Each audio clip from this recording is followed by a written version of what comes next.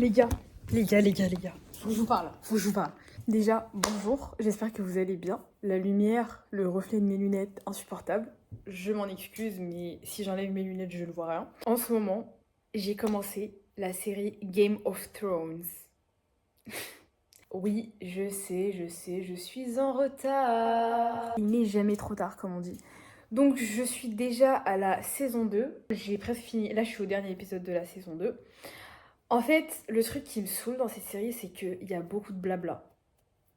Vas-y frère, vous parlez trop. Moi, je veux de l'action, je veux de l'action. Et en fait, ce qui se passe, c'est qu'il y a plein d'événements dans différents endroits. Du coup, à chaque fois, il y a des pop dans les endroits. Sauf que moi, dans les quatre scènes, eh bien, il y en a une qui m'intéresse de fou. The Mother of the Dragons. Sauf que à chaque fois quand la scène arrive, elle dure maximum 10 minutes. Alors que les autres, c'est genre entre 20 30 minutes. Excusez-moi, mais par pitié, la scène, mettez-moi 1 heure de cette scène en fait. Sinon, il y a un film, quand je vous dis que j'ai trop envie de le regarder, qui s'appelle Baby Girl. Oui, le titre un peu bizarre, mais le contenu aussi, hein. Le contenu aussi, je vais pas vous mentir, je l'ai pas encore regardé. Mais là, je suis trop contente. Parce que en fait, je peux enfin le voir en fait.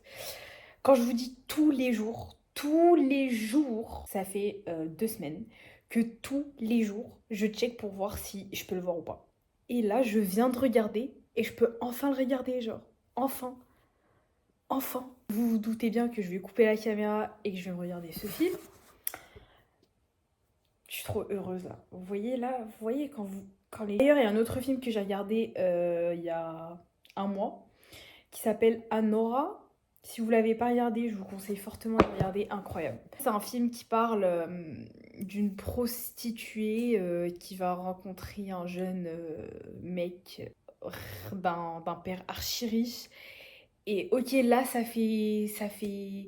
ok, là, raconter comme ça, c'est trop nul. Mais vraiment, la cinématographie, l'actrice était trop forte. Genre vraiment trop forte. Je vous conseille vraiment de le regarder.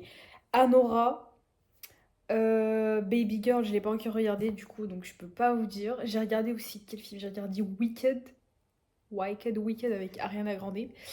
Euh, Comment dire que ce film... Déjà, je ne savais pas que c'était une comédie musicale. Donc quand les personnes ont commencé à chanter, j'étais là en mode... Par pitié, non. Parce que je n'aime pas les comédies musicales, je trouve que c'est gênant. Et que ça me coupe en fait du film. Donc on va dire que j'ai pas vraiment aimé à cause des comédies musicales, mais sinon l'histoire en elle-même, on va dire qu'il est bien, mais les images elles sont incroyables. Genre les décors et tout, vu que c'est fantasy, c'est vraiment trop bien.